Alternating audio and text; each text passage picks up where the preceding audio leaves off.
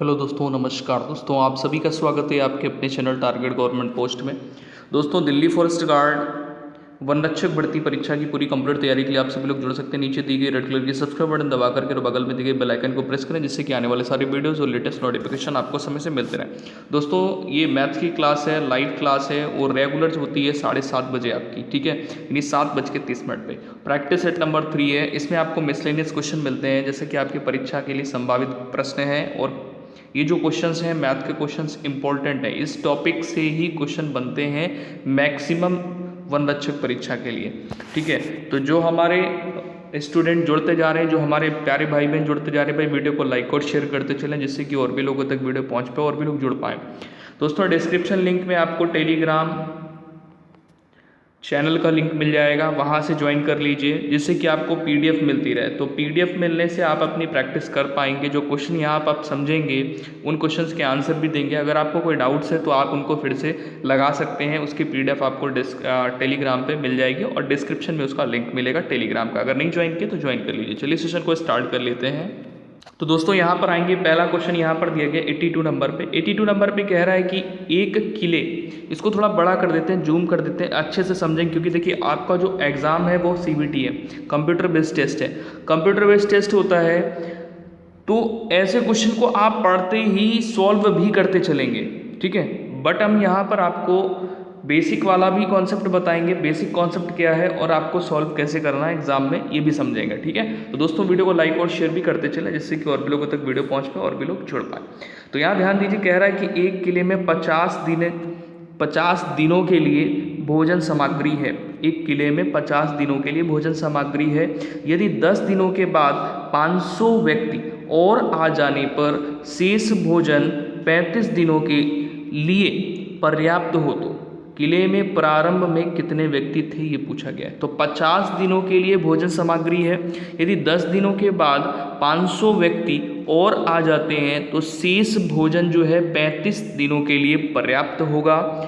तो ये जो पूछा गया है कि कह रहा है कि किले में प्रारंभ में कितने व्यक्ति थे। 500 तो बाद में आए, प्रारंभ में कितने थे, ठीक है। तो जो लोग यहाँ पर आंसर दे रहे हैं ऑप्शन नंबर ए 3500 बिल्कुल सही आंसर है। करना कैसे है ये समझेंगे, ठीक है भाई। जब ऐसा क्वेश्चन दे दिया जाए तो आपको करना कैसे होता है, देखो भाई एक चीज़ यहाँ पर ये समझिएगा, ये जो 35 दिन के लिए पर्याप्त होगा, 35 दिन के लिए जो पर्याप्त भोजन है, शेष भोजन 35 दिनों के लिए पर्याप्त है। क्लियर। अच्छा, अब एक चीज़ और ध्यान दीजिए कि जब आप इसको सॉल्व कर रहे होंगे तो पहले तो बेसिक मेथड क्या है। बेसिक मेथड ये है कि मान लीजिए कि व्यक्ति कितने हैं हमें पता नहीं है, मान लिया व्यक्ति यहाँ पर x हैं, ठीक है, ये बेसिक वाला मेथड है। मान लिया कि प्रारंभ में व्यक्ति कितने हैं, x हैं, और 50 दिनों के लिए भोजन सामग्री है। 10 दिनों के बाद, यानी ये जो भोजन सामग्री बची है 10 दिनों के बाद, यानी 40 दिन की बची है। अब 500 और आ गए तो x + 500 करेंगे और ये भोजन सामग्री कितने दिनों की हो गई, 35 दिनों की हो गई। क्लियर है, इतनी बात समझ आ गई सबको। ओके, जब इतनी बात समझ में आ गई है तो सॉल्व करने का तरीका क्या होता है। सॉल्व करने का तरीका ये होता है कि भैया x + x + 500 = 35/40, ठीक है। 35 क्या होगा भाई, 40 हो जाएगा। यानी हमें एरो इस तरह से बना लेना होता है, ठीक है। एरो इस तरह से बना लेने का मतलब ये हो गया, हमें पहले 35 लेना है, अपॉन में फ्रैक्शन में इसको चेंज कर लिया, क्रॉस मल्टीप्लिकेशन करेंगे तो 40x ये हो जाएगा और यहाँ पर 35x ये हो गया, प्लस आपका 500 × 35 ये हो गया, ठीक है।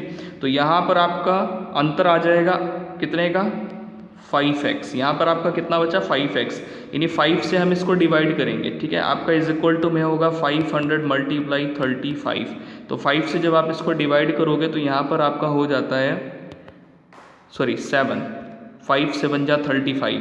तो 7 का मल्टीप्लाई 500 में करेंगे तो 7 5 जा कर लो या 5 7 जा कर लो, 35 होता है। तो आपका आंसर ऑप्शन नंबर ए हो जाएगा, यानी आ जाएगा 3500, यानी 3500।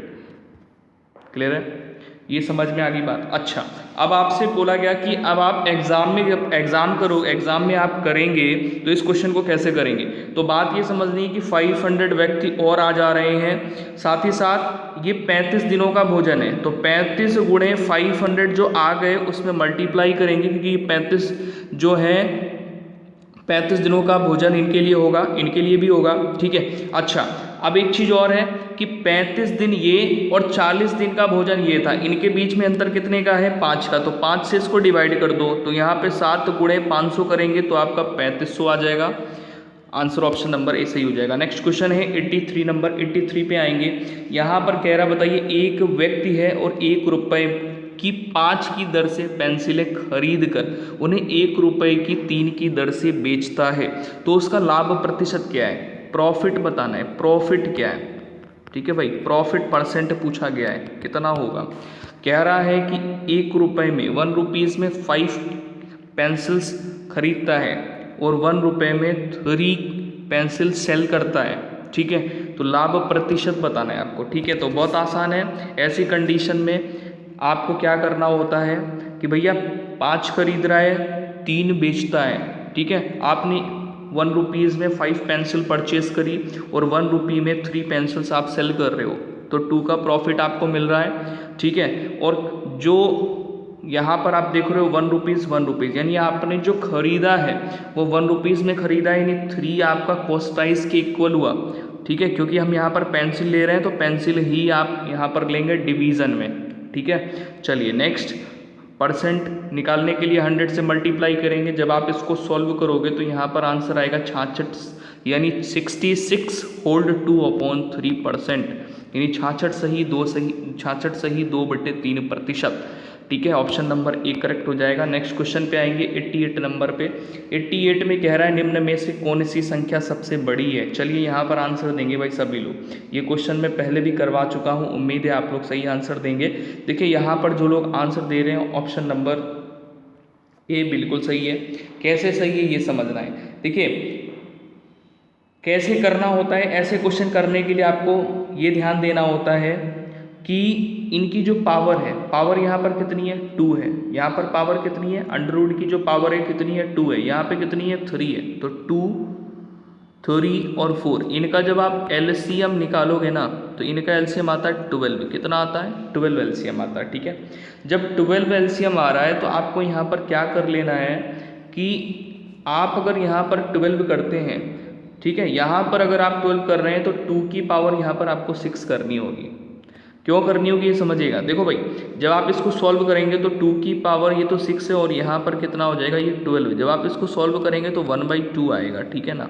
यानी इसको हम ये लिख सकते हैं, क्लियर है। अंडर रूट की बात कर रहे हैं हम, 2 की बात नहीं कर रहे हैं हम, केवल अंडर रूट की बात कर रहे हैं, जिसको बोलते हैं स्क्वायर रूट। स्क्वायर रूट की वैल्यू होती है 1/2 पावर में, ठीक है। चलो तो यहाँ पर ये समझो भाई, यहाँ पर आपने क्या राइट किया, ये 12 हो गया और 2 की पावर ये 6 हो गया, ठीक है। उसके बाद में नेक्स्ट है आपका ये 3, 4 जा 12 होता है, ठीक है। तो यहाँ पर 3 की पावर 4 हो गया, क्लियर है। उसके बाद में आप क्या करेंगे भाई, ये 12 और 4, 3 जा 12 होता है, तो यहाँ पे 3 हो जाएगा, ठीक है। एक सेकंड, थोड़ा सा राइटिंग प्रॉब्लम हो रही होगी आपको। चलो आप सही है ना, चलो बिल्कुल क्लियर है। 3 और 3 4 जा, तो यहाँ पे 4 हो गया आपका, ठीक है भाई। चलो जब आप यहाँ पर सॉल्व करते हैं, इसकी वैल्यू अंदर वाली निकालेंगे ना, तो यहाँ पर 2 की पावर अगर 6 है तो यहाँ पर 64 होगा, ठीक है। यहाँ पर क्या आएगा भाई, 3 की पावर 4 है, 3 की पावर 4 यानी 81, ठीक है। इसको आप सॉल्व करेंगे तो यहाँ पर आपका क्या हो जाता भाई, यहाँ पर आपका क्या होगा, बिल्कुल सही। देखो भाई यहाँ पर आपका हो जाएगा 125 यानी 125, ठीक है। और यहाँ पर आप सॉल्व करेंगे, सॉरी ये आपका 12 है यहाँ पे, तो 12 और ये आपका अंडर रूट में हो जाएगा 16, ठीक है। तो आप यहाँ पर आप ये देख रहे होंगे किसकी वैल्यू मैक्सिमम है, मैक्सिमम वैल्यू किसकी है भाई, यहाँ पर आपका आ रहा होगा ये, इसकी वैल्यू मैक्सिमम है। अंडर रूट के अंदर जो वैल्यू आपको दिख रही है 125, सबसे ज़्यादा है 125, यानी ऑप्शन यहाँ पर आपका क्या सही होना चाहिए, ये कैसी संख्या है, सबसे बड़ी, ठीक है। चलो नेक्स्ट आएंगे 85 नंबर पे 85 में कह रहा है कि x की आय y की आय से 20% अधिक है। ऐसे क्वेश्चन आपको कैसे करने होते हैं ये समझेंगे। कह रहा बताइए y की आय x की आय से कितने प्रतिशत कम है। तो ऐसी सिचुएशन में आपको कुछ नहीं करना होता, 20% उसने बोला है ना भाई, ठीक है।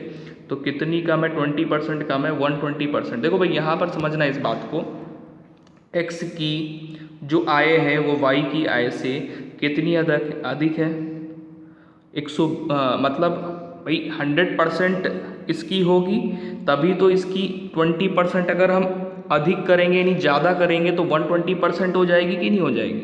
क्लियर है। अब कितनी ज़्यादा है इसकी, 20 ज़्यादा है।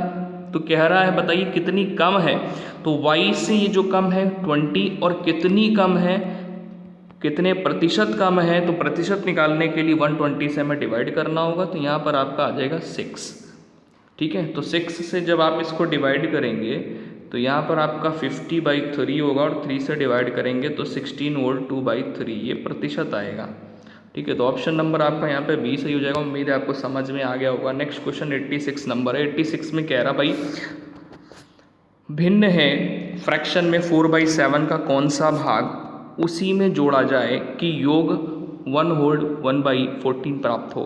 तो भाई ऐसे क्वेश्चन को सॉल्व करने के लिए बहुत आसान तरीका है भाई, ये कह रहा है कि 4/7 जो वैल्यू है, जो फ्रैक्शन है का कौन सा भाग, तो कौन सा भाग, मान लीजिए कि इसका हमने x भाग इसमें ऐड कर दिया, तो हमें योग जो मिल रहा है, जो एडिशन मिल रहा है, जो एडिशन मिल रहा है वो कितना मिल रहा है, 1/14।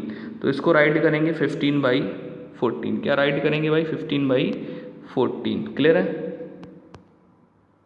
ओके। 15/14 राइट करेंगे। जब आप इसको इधर भेजेंगे और इसको सॉल्व करेंगे तो यहाँ पे 4/7, ठीक है, इज इक्वल टू, ये आपका x रहेगा मल्टीप्लाई में, और यहाँ पर 15/14 माइनस, ये आपका यहाँ पे हम कर ले रहे हैं 8/14। जब आप इसको सॉल्व करोगे तो यहाँ पर आपको मिल जाएगा यहाँ पे आपको मिलेगा 7/14। क्या मिलेगा भाई, 7/14, ठीक है। तो 7/14 ये इसको डिवाइड अगर करेंगे तो 1/2 हो जाता है यहाँ पे, ठीक है ना। तो यहाँ पे जब आप इसको सॉल्व करेंगे तो x इज इक्वल टू आपका क्या हो जाएगा भाई, x इज इक्वल टू हो जाएगा 7/4(2)8, यानी 7/8 हो जाएगा, ठीक है। क्योंकि ये जो आपका है इसका मल्टीप्लाई जब करेंगे इधर, ये मल्टीप्लाई में वैल्यू है, डिवाइड में इधर जाएगी, यानी 4 का मल्टीप्लाई 2 के साथ में होगा, 7 का मल्टीप्लाई 1 के साथ में होगा, क्रॉस मल्टीप्लाई हो जाएगा, ठीक है। इस तरह आप कर सकते हो। ऑप्शन नंबर ए आपका यहाँ पे सही हो जाएगा। नेक्स्ट क्वेश्चन यहाँ पे भाई क्या दिया गया है, 87 पे। 87 में कह रहा है कि यदि 1 की पावर क्यूब है प्लस 2 की पावर क्यूब है plus dash dash dash plus 10 की power cube is equal to, इनका जो योग है, एडिशन जो है वो दिया हुआ है 3025, यानी 3025 हो, तो 432 प्लस 108 यानी 108 दिया गया है। इसके बराबर वैल्यू क्या होगी अगर हम 4000 तक की वैल्यू को प्लस करते हैं तो दोस्तों ऐसे क्वेश्चन आप अगर यहाँ पर देख रहे होगे तो ये जो पावर दी गई है, ठीक है, तो इसको 4 की पावर 1 रखेंगे। क्लियर है, 4 की पावर 1 रखा, कोई दिक्कत इसमें, कोई दिक्कत नहीं ना। चलो अगर नहीं है, देखो ऐसे भी कर सकते हो आप, यहाँ पर 2 की पावर 2 कर लो, प्लस यहाँ पर ये 32 दिया गया है, 32 को अगर रखोगे तो 2 की पावर 2 अलग रखो, और यहाँ पर ये 2 की पावर आपका ये 3 हो जाएगा, ठीक है। क्लियर है, तो यहाँ पर आपका 2 की पावर 2 तो रहेगा ही रहेगा, ठीक है। यहाँ पर भी 2 की पावर 2, और यहाँ पर आपका 3 की पावर 3। क्लियर है, ये चीज़ चलेगा इस तरह से। ये पूरी जो सीरीज़ है ऐसी ही चलने वाली है, ऐसी ही चलने वाली है, यानी यहाँ पर आपका 2 की पावर 2 कॉमन मिल जाएगा। अंदर क्या रहेगा, 1 की पावर 3, 2 की पावर 3 और 3 की पावर 3, यानी ये आपको वैल्यू दी जाएगी। कहाँ तक जाएगा, अगर हम इससे 4 कॉमन ले लें, देखो भाई 2 की पावर 2 क्या है, 4 है, 4 अगर कॉमन ले लेंगे तो अंदर वैल्यू क्या बचेगी, 10, या हम 10 की पावर क्यूब लिखने जा रहे थे, 1000 यहाँ पर हो जाएगा, ठीक है। तो 10 की पावर क्यूब इसको राइट कर सकते हैं, ठीक है। 10 की पावर क्यूब, इसकी वैल्यू दी गई है 3025, ठीक है। तो इसमें 4 का मल्टीप्लाई आप कर लो, आपको आंसर मिल जाएगा, ठीक है ना। तो आंसर जब आप 4 का मल्टीप्लाई यहाँ पे करते हैं तो आपको यहाँ पर क्या मिल जाएगा भाई, देखो 100 में अगर 4 का 25 में 4 का मल्टीप्लाई करेंगे 100 हो जाएगा, ठीक है ना। और 3 4 12, यानी आंसर आपका ऑप्शन नंबर बी आ जाएगा, ठीक है। नेक्स्ट क्वेश्चन आपका 88 दिया गया, दो संख्याओं का लासा इतना है, उनका मासा इतना, यदि एक संख्या इतनी है तो बताइए दूसरी संख्या क्या है। तो ऐसा क्वेश्चन करना बहुत आसान है। देखिए LCM दिया जाएगा और HCF दिया जाएगा, ठीक है। इनका जो मल्टीप्लाई होगा वो पहली संख्या और दूसरी संख्या के मल्टीप्लाई के दोनों प्रोडक्ट के इक्वल होगा, ठीक है। चलो तो भाई यहाँ पर हमें निकालना है दूसरी संख्या। जब दूसरी संख्या निकालना है तो इज इक्वल टू आपका हो जाएगा 1920 मल्टीप्लाई 16 डिवाइडेड बाई 128। जब आप डिवाइड करेंगे, ठीक है, तो जब डिवाइड करेंगे तो आपका यहाँ पर फाइनली आंसर आ जाएगा 240, ठीक है। 240 आपका आंसर होगा। इससे आप जब डिवाइड करेंगे 8 जा जाएगा, 8 से आप इसको डिवाइड करेंगे तो यहाँ पर 240 आपका आंसर आ जाएगा। क्लियर है। तो आपका आंसर यहाँ पर ऑप्शन नंबर बी हो गया। नेक्स्ट क्वेश्चन पे आएंगे 89 नंबर पे। 89 आपको सॉल्व करना है, इक्वेशन दी गई है, ठीक है। जब इक्वेशन इस तरह से दे दी जाती है तो बहुत आसान है। देखो भाई 1 हो गया यहाँ पे और नीचे x is equal to 17/x, ये x और ये x आपका यहाँ पे कट गया, ठीक है। ये x और ये x कट गया तो x square is equal to 17 minus 1 यानी 16 हो गया, ठीक है। तो x इज इक्वल टू √16, यानी यहाँ पर ये अगर स्क्वायर रूट निकालेंगे 16 का देन आंसर आएगा 4। तो ऑप्शन यहाँ पर क्या हो गया, बी हो गया। उम्मीद है आपको समझ में आ रहा होगा, ठीक है। 90 नंबर क्वेश्चन पे आएंगे। साधारण ब्याज से कोई धनराशि इतने वर्षों में 1012 यानी 1012 तथा 4 वर्षों में इतनी हो जाती है। तो कह रहा है कि ब्याज की वार्षिक दर बताइए। ब्याज की वार्षिक दर क्या होगी जब ऐसा क्वेश्चन आपको दे दिया जाए। देखो भाई यहाँ पर कह रहा है कि इतने वर्षों में इतनी हो जाती है और इतने वर्षों में इतनी हो जाती है, ठीक है ना। तो इनके बीच में आप ये देखो कि अंतर कितने का है, इनके बीच में डिफरेंस कितने का है। जब आप डिफरेंस निकालोगे तो डिफरेंस आपको यहाँ पर मिल जाता है 5.2 का, ठीक है। और यहाँ पर आपने यहाँ पर ये जो अमाउंट है इसके बीच में अंतर निकाला और यहाँ पर जो आपको वर्ष यानी ईयर दिया गया है इसके बीच में आप अंतर जब निकालोगे तो यहाँ पर मिलेगा 1.5 समझ लो, या फिर कह सकते हैं 3/2। क्लियर है भाई, 3/2 यानी 1.5 हो गया ना, ठीक है। तो 1.5 यहाँ पर कर लिया, पॉइंट को पॉइंट से रिमूव कर लिया। क्लियर है। जब आप डिवाइड करेंगे देन यहाँ पर 15 से जब इसको आप डिवाइड करोगे तो आपको मिलता है 36.8। ये जो वैल्यू होगी ये 1 वर्ष का ब्याज होगा। ये जो वैल्यू आएगी वो 1 वर्ष का ब्याज है। आपसे पूछा ये गया है कि बताइए वार्षिक ब्याज की वार्षिक दर क्या है। तो वार्षिक दर निकालने के लिए आपको क्या करना होगा, ये जो अमाउंट था इसमें आपको माइनस करना होगा ये जो आपकी ब्याज जो मिला हुआ था। तो ये कितने वर्षों का था, 2.5, ठीक है। ये 2.5, तो 2.5 से आप इसको मल्टीप्लाई कर दो, माइनस कर दो 2.5, ठीक है। जब आप मल्टीप्लाई करोगे और माइनस करोगे यहाँ पे तो 92 ये आपका निकल के आएगा, यानी यहाँ पर 920 आएगा। 920 आपका क्या होगा भाई, ये आपका प्रिंसिपल होगा, ठीक है। हमें निकालना क्या है, मूलधन जिसको बोलते हैं, सॉरी हाँ 920 जो आपका निकल के आएगा ये आपका निकल के आ गया। क्लियर है। तो अब आपको निकालना है दर निकालना ही नहीं, आपको निकालना है R is equal to formula क्या होता है। R is equal to formula आपका यहाँ पे हो जाएगा SI multiply 100/P into T, ठीक है। 36.8 ये आपका क्या था भाई, ये तो आपका SI था यानी साधारण ब्याज था। 100 ये हो गया, नीचे 920 मल्टीप्लाई 1, ठीक है। टाइम हमें लेना हुआ है 1 साल। जब आप इसको सॉल्व करोगे, देखो भाई यहाँ पर क्या है ना कि ये रिमूव किया, 20 से 20 आपका कैंसिल आउट हो गया। 92 से आप जब इसको डिवाइड करेंगे तो 4 बार जाएगा, यानी 4% आपका ऑप्शन नंबर सी सही हो जाएगा। नेक्स्ट क्वेश्चन है, आखिरी क्वेश्चन है इस वीडियो का। दोस्तों वीडियो को लाइक और शेयर जरूर करिएगा, क्योंकि ये जो इस प्रकार से आपको वीडियोस प्रोवाइड की जा रही हैं बहुत इंपॉर्टेंट हैं, और साथ ही साथ हमें भी थोड़ा सा मोटिवेट करते हैं वीडियो को लाइक और शेयर करके, जिससे कि और भी लोगों तक वीडियो पहुँच पाए, और जो हम आपके लिए मेहनत कर रहे हैं और भी लोगों तक पहुँचाने में आप हेल्प कर सकें। 91 नंबर क्वेश्चन क्या कहता है भैया, ए और बी को 5,000 रुपये 2 वर्षों के लिए तथा सी को 3,000 रुपये 4 वर्षों के लिए साधारण ब्याज की एक ही दर से उधार दिए गए। ठीक है, ए ने बी को इतने रुपए 5,000 रुपये 2 वर्षों के लिए और सी को 3,000 रुपये 4 वर्षों के लिए एक ही दर से उधार दिए। उसने उन दोनों से ब्याज के रूप में कुल इतने रुपए प्राप्त किए। तो ब्याज की वार्षिक दर क्या थी, ये पूछा गया है, क्योंकि दर तो सेम है। तो भैया आंसर कैसे निकालना है, देखो 5,000 रुपये मल्टीप्लाई 2 वर्षों के लिए, दर पता नहीं है तो हमने यहाँ पे आर ले ली, ठीक है ना, ये 100 हो गया। इससे भैया डिवाइड करोगे आपका यहाँ पे क्या निकल के आएगा, ये निकल के आ जाएगा यहाँ पे 100R, ठीक है, 100R ये हो गया, प्लस आपका यहाँ पे कितना है 3,000 ये है, मल्टीप्लाई 4 वर्षों के लिए आर ये हो गया, नीचे कितना हो गया ये हो गया। ठीक है भाई, 20 से 20 कैंसिल आउट हो गए, 4 और 4 3 12 120 आर हो गया। ये इज इक्वल टू आपका है 2200, यानी 2200 के बराबर होगा ये। ठीक है, तो यहाँ पे टोटल आपका हो गया 220 आर इज इक्वल टू ये, ठीक है, 2200। जब आप इसको डिवाइड करोगे तो आर इज इक्वल टू आपका 10% आ जाएगा। ठीक है, 10% ऑप्शन नंबर आपका डी सही होगा, 10%। ठीक है, उम्मीद है आपको वीडियो पसंद आई होगा। मिलते हैं नेक्स्ट सेशन में, अपना ख्याल रखें, जय हिंद।